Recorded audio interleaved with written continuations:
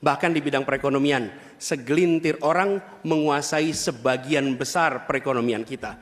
Ketika Republik ini didirikan, para pendirinya 60-an orang anggota BPUPKI, mereka adalah orang-orang terdidik, mereka adalah kaum yang privilege, tapi mereka mendirikan Republik untuk semua, bukan mendirikan Republik untuk kepentingan dirinya, golongannya, ataupun keluarganya.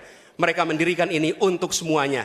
Kekuasaan yang dibangun untuk memberikan kesempatan kepada semua. Sekarang kita jauh dari cita-cita Republik ini. Ketika para pendiri itu kaum intelektual, mereka memilih berjuang di jalur politik. Saya berangkat sebagai pengajar, mendapat panggilan tugas di wilayah politik. Kami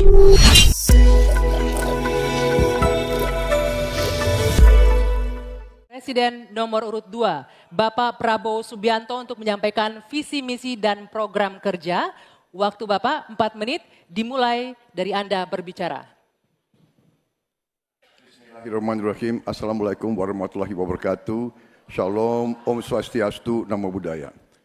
Saudara-saudara sekalian, Prabowo Gibran memiliki rencana besar yang kita beri nama Strategi Transformasi Bangsa.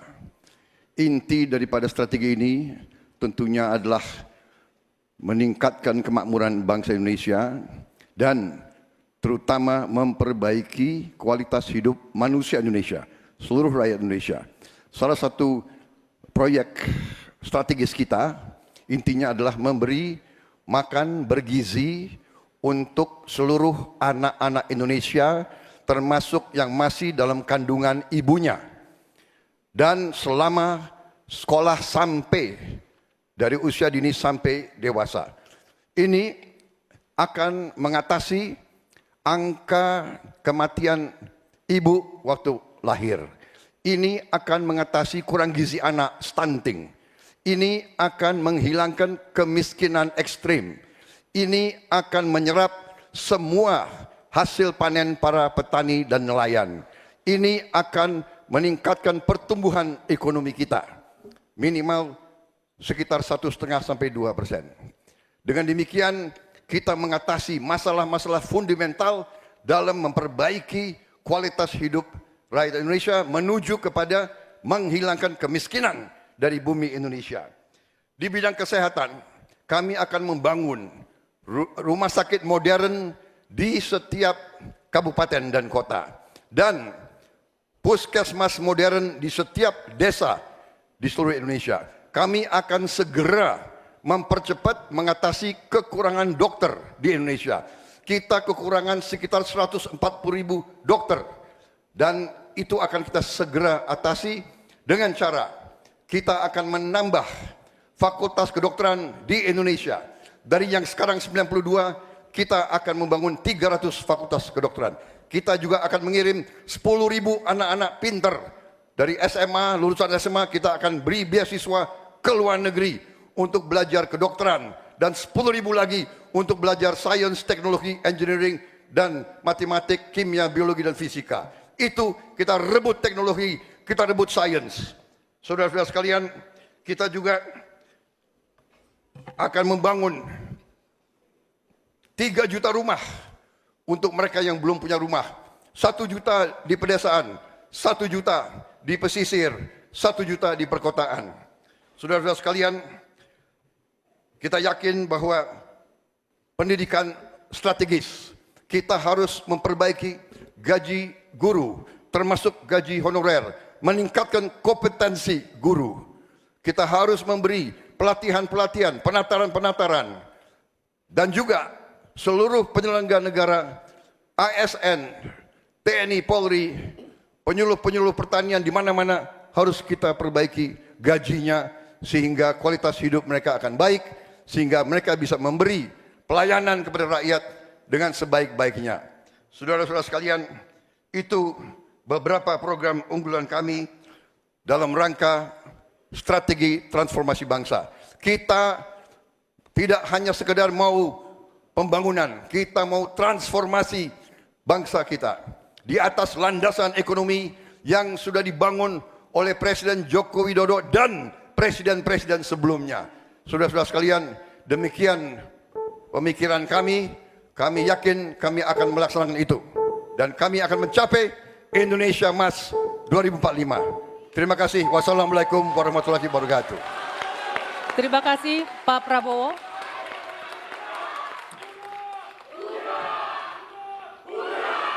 Mohon tenang, Bapak-bapak. Selanjutnya, calon presiden nomor urut 3, Bapak Ganjar Pranowo untuk memaparkan visi misi dan program kerja. Waktu Bapak 4 menit dimulai saat Bapak berbicara. Silakan. Assalamualaikum warahmatullahi wabarakatuh. Selamat sore, salam sejahtera untuk kita semuanya. Om Swastiastu, Namo Buddhaya, Shalom, Rahayu. Membangun Indonesia yang beradab, kita mulai dari 3 bagian. Kita punya kepribadian dalam kebudayaan dan itu mesti masuk di dalam jiwa insan Indonesia. Dan tentu saja kesehatan menjadi yang pertama. Preventif adalah sesuatu yang paling bagus. Kita olahraga, makan sehat, dan itu akan membantu dalam politik kesehatan kita akan jauh lebih baik. Dan tentu saja akses kesehatan yang diperlukan di setiap desa. Kenapa Ganjar Mahfud membuat 1 desa, 1 vaskes, 1 nakes? Karena kami ingin mereka mendapatkan yang terbaik. Dan kemudian ibu, anak, lansia, disabilitas, masyarakat adat akan mendapatkan peran yang sama di dalam layanan-layanan kesehatan, di mana di daerah-daerah terisolir mereka membutuhkan akses ini dengan sangat bagus. Kalau itu semua sudah baik, Bapak Ibu, maka pendidikan dan kebudayaan mesti kita bangun bersama-sama. Akses pendidikan yang baik, lebih inklusi, kemudian kurikulum yang mantap, dan tentu saja fasilitas yang diberikan harus bisa memberikan akses terbaik untuk anak-anak didik kita, termasuk nasib guru dan dosen. Kalaulah kemudian ini bisa berjalan dengan baik, maka perempuan muda dari Jogja, Mbak Kalis namanya, menyampaikan, Pak Ganjar, perhatikan mereka yang selama ini terpinggirkan. Ada 2 yang utama, kelompok perempuan dan yang kedua adalah penyandang disabilitas. Tolong betul agar sekolah makin inklusi dan mereka tidak mendapatkan perlakuan yang diskriminatif. Setelah itulah kemudian baru mereka bekerja. Dan tentu saja keterampilan yang dia dapatkan melalui pendidikan yang baik, ini akan mendorong atau bisa merespon lapangan kerja yang sangat terbuka dan upah buruh yang baik. Sehingga kawan-kawan buruh kemarin bertemu dengan saya, tolong Pak, segera review Undang-Undang Cipta Kerja. Karena ini yang perlu mendapatkan keseimbangan dengan nasib kami. Dan tentu saja pembangunan ini harus berorientasi kepada SDM atau manusia. Budi pekerti yang baik, sopan, toleran, tidak atigang, atigung, atikuno, sehingga mereka menjadi manusia yang lengkap. Ini bisa berjalan dengan cepat kalau digitalisasi kita lakukan. Infrastruktur teknologi informasinya baik, kemudian tersebar, internetnya bisa cepat, dan mereka akan bisa mendapatkan media yang bagus untuk mengembangkan diri.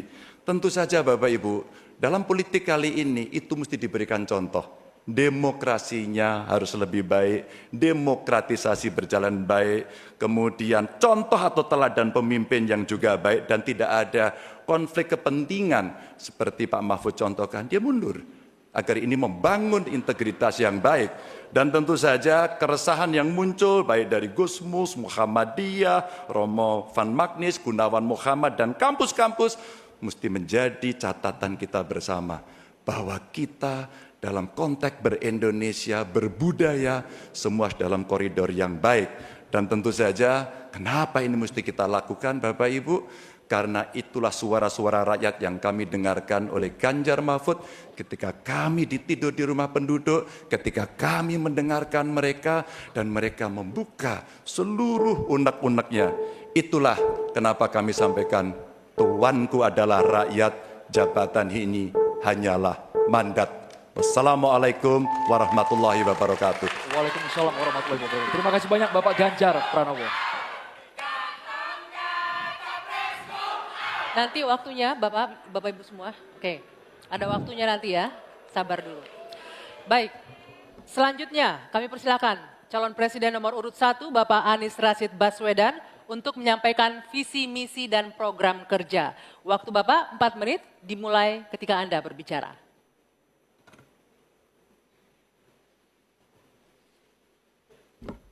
Assalamualaikum warahmatullahi wabarakatuh. Waalaikumsalam. Selamat malam, salam sejahtera untuk kita semua. Ibu, Bapak, saudara-saudara sebangsa setanah air yang sangat saya cintai. Persoalan terbesar bangsa kita hari ini, republik kita hari ini adalah ketimpangan, ketidaksetaraan, ketidakadilan. Ketimpangan antara Jakarta dan luar Jakarta, Jawa, luar Jawa, kaya, miskin, desa, kota, pendidikan umum, pendidikan agama, pendidikan kejuruan, dan pendidikan teknis. Ini semua adalah ketimpangan yang hari ini menjadi fenomena membahayakan bagi republik ini. Bahkan di bidang perekonomian, segelintir orang menguasai sebagian besar perekonomian kita. Ketika republik ini didirikan, para pendirinya 60-an orang anggota BPUPKI, mereka adalah orang-orang terdidik, mereka adalah kaum yang privilege, tapi mereka mendirikan republik untuk semua, bukan mendirikan republik untuk kepentingan dirinya, golongannya, ataupun keluarganya. Mereka mendirikan ini untuk semuanya. Kekuasaan yang dibangun untuk memberikan kesempatan kepada semua. Sekarang kita jauh dari cita-cita republik ini. Ketika para pendiri itu kaum intelektual, mereka memilih berjuang di jalur politik. Saya berangkat sebagai pengajar, mendapat panggilan tugas di wilayah politik. Kami akan membawa gagasan pendiri republik untuk kembali mewarnai republik ini. Untuk bisa mengarahkan republik ke depan agar kembali pada format awal. Apa masalah hari ini? 45 juta orang belum bekerja dengan layak. Bicara jaminan sosial, lebih dari 70 juta orang tidak punya jaminan sosial. Bicara pendidikan, jauh dari kota, terpencil, masa depan jadi suram. Kemampuan tinggi, kesempatan tidak ada. Sangat frustrasi melihatnya. Kesehatan mental, kekerasan seksual, lebih 15 juta orang jadi korban. Ini problem-problem yang tidak menjadi kepedulian segelintir elit. Ini adalah kepedulian rakyat kebanyakan. Karena itu dalam perjalanan kami 1 tahun, kami menemukan jutaan rakyat yang berbondong-bondong menginginkan perubahan. Mereka membuat poster rakyat, membuat posko rakyat, mendoakan dari tempat yang tidak kita lihat. Poster-poster itu cemerlang karena bukan didanai dari uang dari Jakarta, tapi didanai oleh keringatnya yang jernih hasil kerja kerasnya. Ini adalah keinginan perubahan. Apa yang ingin kita capai? 1, kita akan memastikan hidup sehat dan bila sakit ada pertolongan cepat. Tumbuh cerdas dengan biaya terjangkau. Keluarga sejahtera karena upahnya layak. Dan bila membutuhkan diberikan bansos sesuai kebutuhannya, bansos plus. Bukan memberikan bansos untuk kepentingan yang memberi, tapi untuk kepentingan yang diberi. Dan warga negara yang bangga dengan negaranya. Karena dijaga budayanya dan etikanya dijaga tinggi. Kita menginginkan persatuan karena ditopang dengan rasa keadilan. Persatuan itu tidak mungkin terjadi dalam ketimpangan. Persatuan membutuhkan rasa keadilan. Karena itu misi kami tegas mewujudkan bangsa yang sehat, yang cerdas, yang sejahtera, berbudaya dan bersatu. Kita menyaksikan begitu banyak orang punya prinsip sopo wani rekoso bakal nggayuh mulyo. Siapapun yang bersungguh-sungguh dalam usahanya pasti meraih kemuliaan. Tapi bila kesempatannya ada, bila kesempatannya tidak ada, menghasilkan frustrasi. Dan kami ketika menjalankan amanat, maka kami akan memegang prinsip ngadek sacekna, nilas saplasna. Konsistensi ucapan dan perbuatan, menjunjung kejujuran dan kearifan. Ini komitmen kami. Fokus pada pembangunan manusia Indonesia, menghadirkan kesetaraan, menghadirkan keadilan. Dengan seperti itu kita ada persatuan. Perubahan saatnya kita kerjakan. Katong bergerak untuk perubahan, untuk seluruh rakyat Indonesia dimanapun berada. Terima kasih. Assalamualaikum warahmatullahi wabarakatuh. Waalaikumsalam warahmatullahi wabarakatuh. Terima kasih Pak Anies. Dan kini silakan kita berikan tepuk tangan dan apresiasi untuk ketiga calon presiden yang sudah menyampaikan visi misi dan program kerja mereka. Silakan. Silakan.